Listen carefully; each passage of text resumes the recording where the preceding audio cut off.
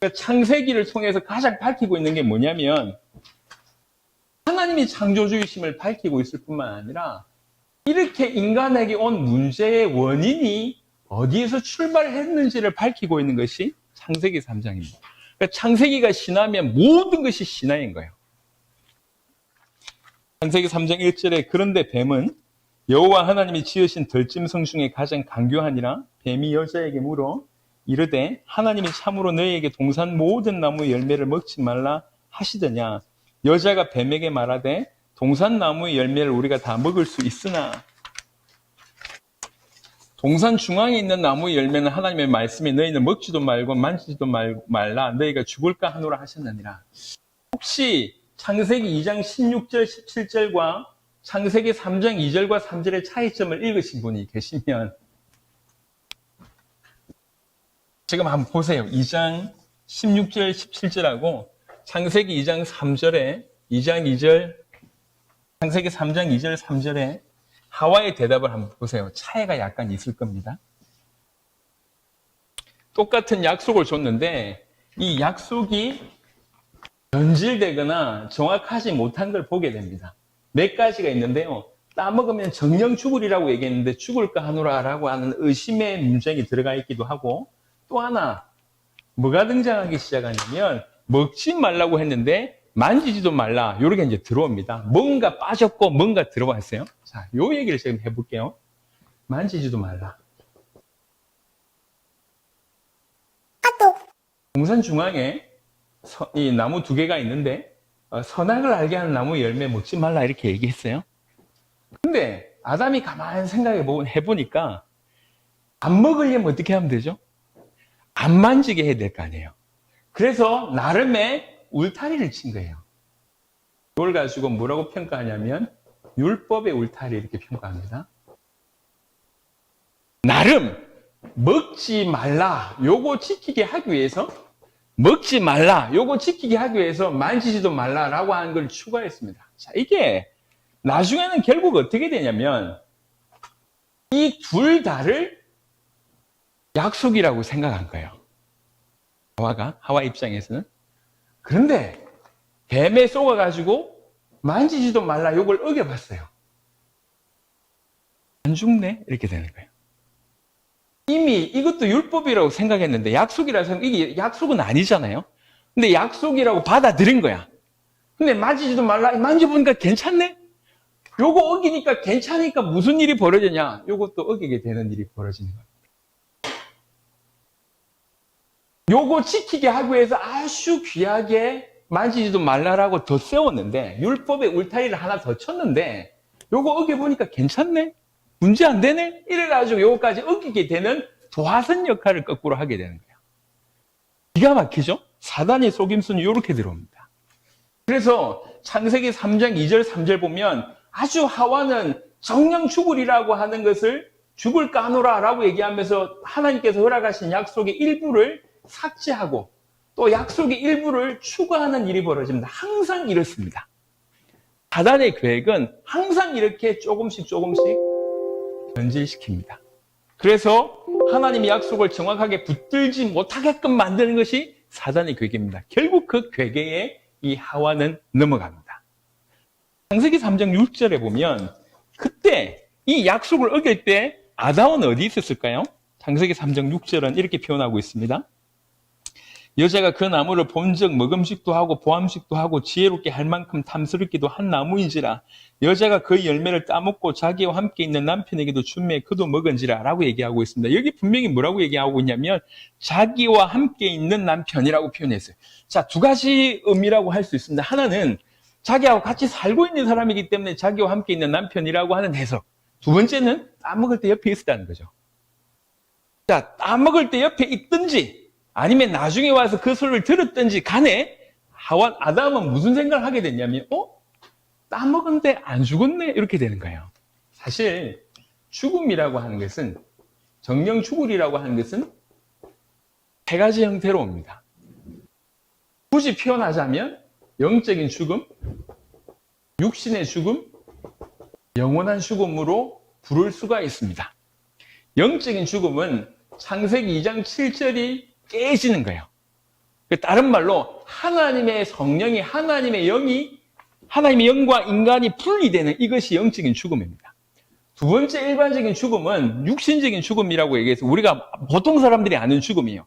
세 번째 죽음은 뭐냐면 영원한 심판을 얘기하는 겁니다. 영원한 지옥을 얘기하는 거예요. 하와가 먹지 말라고 한 이 약속을 어겼을 때 무슨 일이 벌어졌냐? 이미 이게 벌어진 거예요. 그런데 이게 눈으로 보이지 않거든요. 그러니까 아담이 뭐라고 생각을 했냐면 안 죽네? 이렇게 되는 거예요.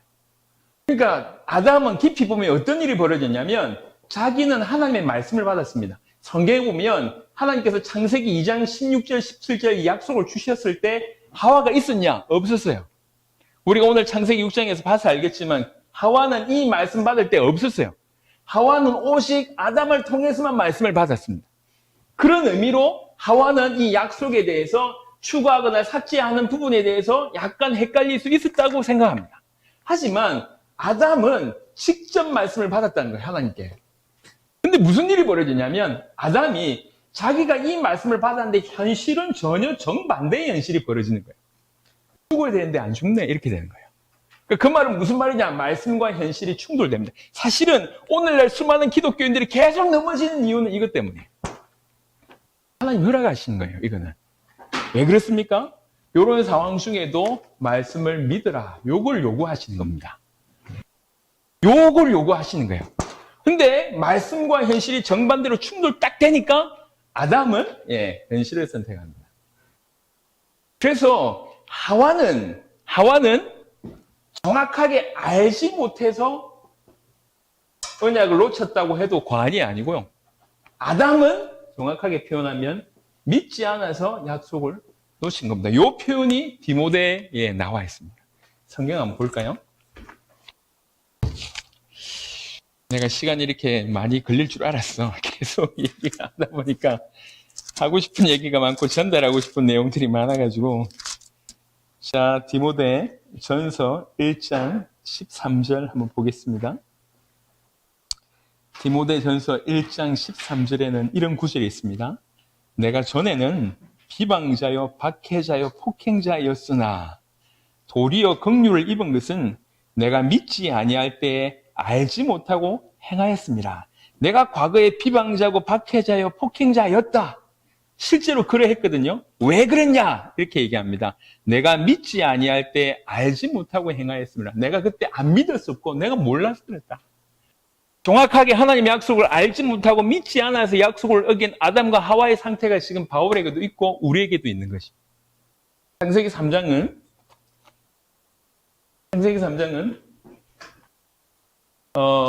인류의 타락 사건을 얘기하고 있는데 인간 타락 이전에 사단이 존재하고 있었음을 얘기합니다. 이 사단의 속임수에 빠져서 인간이 죄를 범하고 있음을 얘기합니다. 결과적으로 하나님을 떠나게 되는 일이 벌어집니다. 정확하게는 하나님에게서 버림받는 일이 벌어지는데요. 자, 하나님의 떠남이라고 하는 것을 조금 더 확장시켜보면 하나님은 생명의 근원이고 생명의 원천입니다. 그래서 성경에서 사망과 생명을 표현할 때 항상 관계적으로 해석을 합니다. 무슨 말이냐? 생명이신 하나님과 연결되어 있다, 생명이 있다. 이렇게 표현해요. 생명이신 하나님과 떨어져 있다, 그냥 사망이다. 이렇게 표현합니다. 그래서 하나님을 떠남이란 말은 다른 말로 사망이다, 죽음이다. 이런 표현이에요. 사망과 죽음은 뭐야? 이게 사망의 끝에 사망은 뭐냐? 이걸로 볼 수 있습니다. 그러니까 지옥이라고 볼 수가 있는 거예요. 그래서 하나님을 떠남을 사망이라고 하는 표현으로도 쓸 수 있고 지옥이라고 하는 표현으로도 가능합니다. 그러니까 창세기 3장에서 왜 인간이 타락했냐고 얘기할 때 요것 때문이다라고 성경은 얘기하고 있습니다. 이 원인을 정확하게 밝히고 있는 것이 창세기 3장입니다. 근데 창세기가 지나면 누가 창조했는지도 사라지고 창조의 순수도 사라지고 창조의 원리도 사라집니다. 그리고 왜 인간이 타락했는지도 사라집니다. 다 사라집니다. 그래서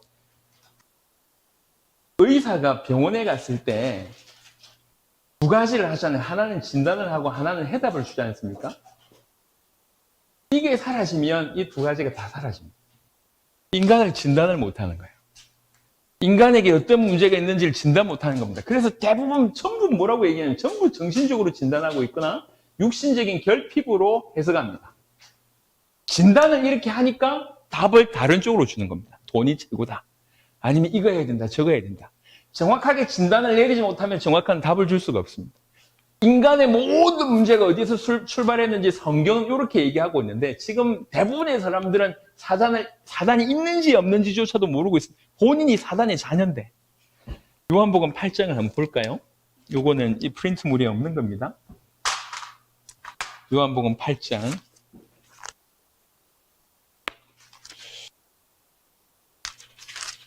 8장 44절.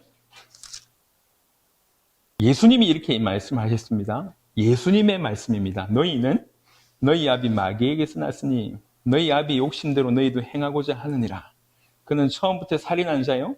진리가 그 속에 없으므로 진리에 서지 못하고 거짓을 말할 때마다 제 것으로 말하나니 이는 그가 거짓말쟁이요 거짓의 아비가 되었습니다. 너희 마귀에게서 났다. 너희 마귀 자녀다. 이건 예수님이 하신 말이에요. 모든 인류가 여기 빠져 있습니다.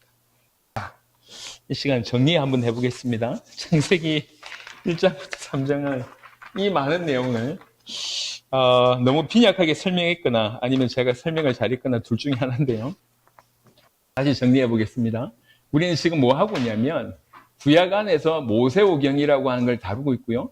그리고 그 중에 첫 번째 책인 창세기에 대한 얘기를 하고 있습니다. 창세기에서 제일 먼저 얘기하는 것은 우리 하나님이 천지를 창조하셨다. 그게 땡입니다. 그게 모든 것입니다. 하나님은 창조주십니다. 그리고 그 창조하신 만물을 붙들고 계시고 틀림없이 또 한편으로 심판하실 것인데 그 안에서 특별히 만물을 또 구원케 하시려고 하는 계획을 가지고 계십니다. 하나님은 창조주십니다. 이게 1장입니다. 그리고 특별히 창조하셨는데 인간을 당신의 형상대로 창조하셨다는 거죠. 그래서 2장에는 인간이 얼마나 복받았는지에 대한 내용을 쭉 하고 있습니다. 그러니까 그렇게 완벽한, 어떻게 보면 완벽한 환경이었는데도 불구하고 창세기 3장에는 그 완벽한 환경에서도 인간은 결국 타락했음을 보입니다. 사단에게 속아서 범죄하게 되고 약속을 어기는 범죄를 하게 되고 결국 하나님을 떠나서 모든 문제가 왔음을 얘기하고 있는 것이 창세기입니다. 그래서 창세기 1장은 창조, 창세기 3장은 타락에 관한 내용입니다.